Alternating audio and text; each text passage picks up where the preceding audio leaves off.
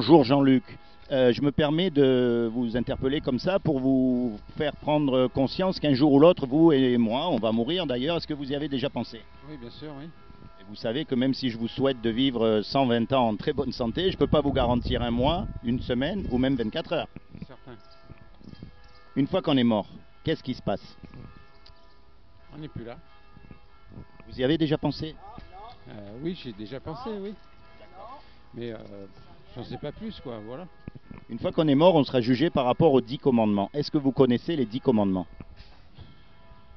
Ouais, plus ou moins, mais enfin bon, moi j'y crois pas trop, quoi. Donc c'est pas.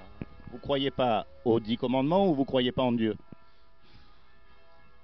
J'ai des doutes sur Dieu et j'ai donc des doutes sur les dix commandements. Regardez le bâtiment en face de nous là.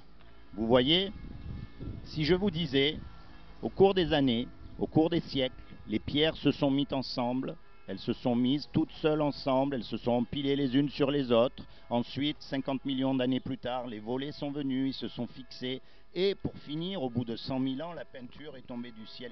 Vous allez me prendre pour un farfelu. Bien sûr, bah oui. Regardez bien la complexité des astres, de tous les systèmes planétaires. Regardez bien la complexité de la nature, des animaux, des plantes, du corps humain. Voyez comme on est parfait.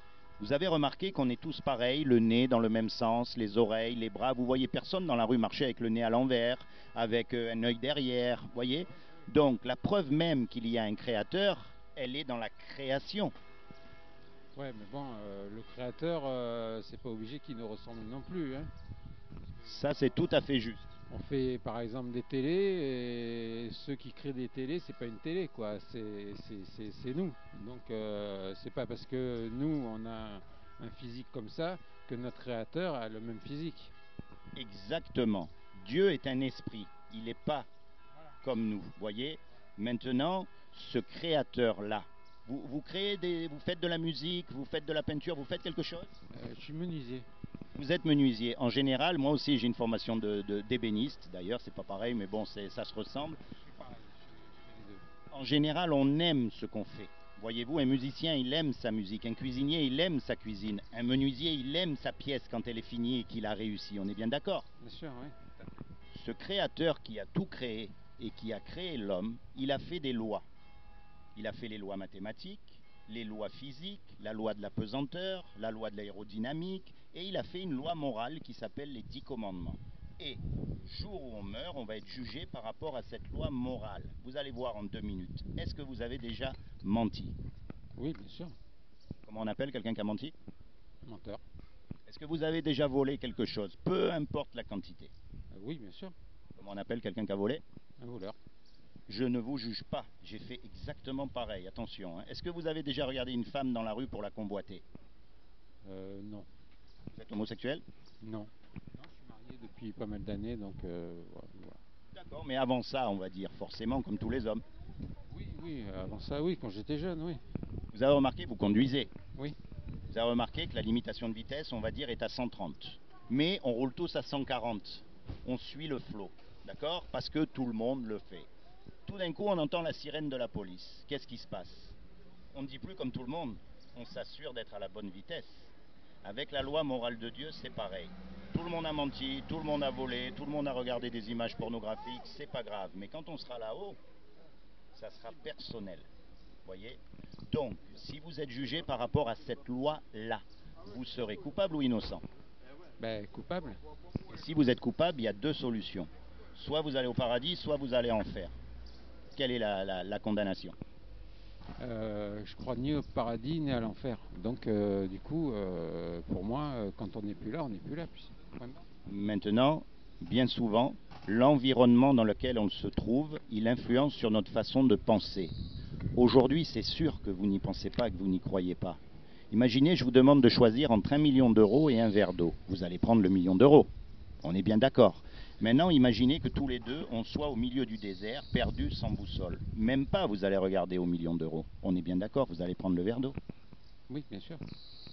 Imaginez qu'il y ait une chance sur 1 million, même sur 10 millions, que ce que je vous dise ce soit vrai, ça vaut quand même le coup d'y réfléchir. Parce que la vie, que l'on soit en bonne santé, heureux, que l'on soit malade, malheureux en prison, ça s'arrête. Mais la mort, elle s'arrête pas, elle. On est bien d'accord. Moi, non, je suis pas d'accord. Une fois qu'on est mort, on est mort. C'est bien ce que je dis, ça s'arrête pas. Une fois qu'on est mort, on est mort. Vous voyez ce que je veux dire? Donc, c'est pour ça que ça vaut la peine d'y réfléchir avant, parce que s'il y a quelque chose, il faut être sûr de ne pas se tromper, parce qu'il n'y a pas de retour. D'accord, ouais, je comprends bien. Vous êtes dans les assurances ou Mais vous plaisantez, oui, je suis dans l'assurance vie en fait. Vous voyez, moi ce que je veux m'assurer, c'est qu'au moins vous ayez l'information. Que si, parce qu'un jour ou l'autre vous allez mourir comme tout le monde, vous ne pourrez pas dire je ne savais pas. Vous voyez, et maintenant vous avez la chance, quand vous êtes tout seul surtout. Le truc, c'est pas d'aller joindre un groupe, une église, ça c'est pas le but. Le but, c'est que quand vous êtes tout seul, vous commencez sincèrement à penser aux choses de Dieu. Voyez, et que vous n'hésitiez pas à parler à Dieu surtout.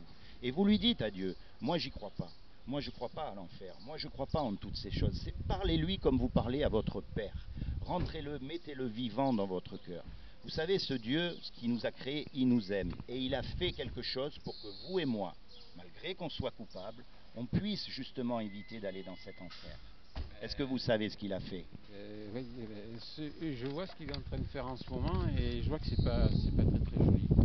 Pourquoi vous dites que c'est Dieu qui fait ce qui se passe en ce moment sur la terre? C'est bien Dieu qui a créé l'homme.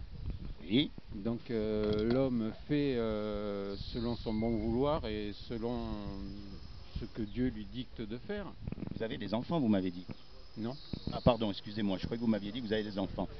Quelqu'un qui a des enfants, en général, le papa essaye de dire à son fils ou à sa fille, fais ça parce que si tu fais pas ça, tu vas te brûler, c'est mauvais pour toi. On est bien d'accord.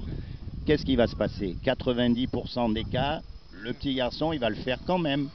Eh bien Dieu, c'est pareil avec nous. Il nous dit ce qu'il faut faire. Mais connaissez-vous un pays, un homme qui suive vraiment les voies de Dieu? Non. Voyez, donc on ne peut pas accuser Dieu quand il y a des choses malheureuses qui se passent. Il est écrit dans les 10 commandements, rien qu'un commandement, tu ne tueras point. C'est aussi simple que ça. Donc, si les hommes suivaient ce que Dieu dit, il n'y aurait même pas de guerre. Bien sûr. On ne suit pas ce qu'il dit. Mais par contre, quand on subit les conséquences de notre désobéissance, on l'accuse à lui. C'est terrible quand même, reconnaissez. Oui, c'est vrai, c'est pas faux. Vous voyez? Donc, il faut changer complètement notre vision, parce qu'il ne faut pas confondre Dieu et la religion. C'est pas du tout pareil. Les religieux sont des hypocrites. Et si vous connaissez un peu l'histoire de Jésus, c'est eux qui l'ont mis sur la croix. Eux et les autorités politiques de l'époque, on va dire, les Romains et les Juifs de l'époque. Mais les gens du peuple, comme vous et moi, il y avait même une prostituée qui suivait Jésus. Bien sûr, elle a arrêté sa prostitution, mais elle le suivait quand même. Vous voyez? Dieu, c'est simple. Il a dit, malgré qu'on soit coupable, vous et moi, il y a un moyen d'éviter l'enfer, pardon. Et c'est pour ça qu'il a envoyé son fils Jésus et il a dit, quiconque croit que Jésus c'est le Fils de Dieu, il aura la vie éternelle à mes côtés. C'est aussi simple que ça. À partir d'aujourd'hui, repentez-vous. Vous savez ce que ça veut dire de se repentir? Oui, bien sûr, oui. Repentir, ça veut dire changer de direction. Jusqu'à maintenant, vous viviez dans le monde comme tout le monde, on ne sait pas trop ce qui va se passer, on continue, on fait du mieux qu'on peut. Très bien. À partir d'aujourd'hui, commencez à mettre Dieu dans votre cœur, sincèrement, et posez-lui ces questions, et parlez-lui, et faites-le, intéressez-vous à lui, et vous verrez que vous aurez la vie éternelle.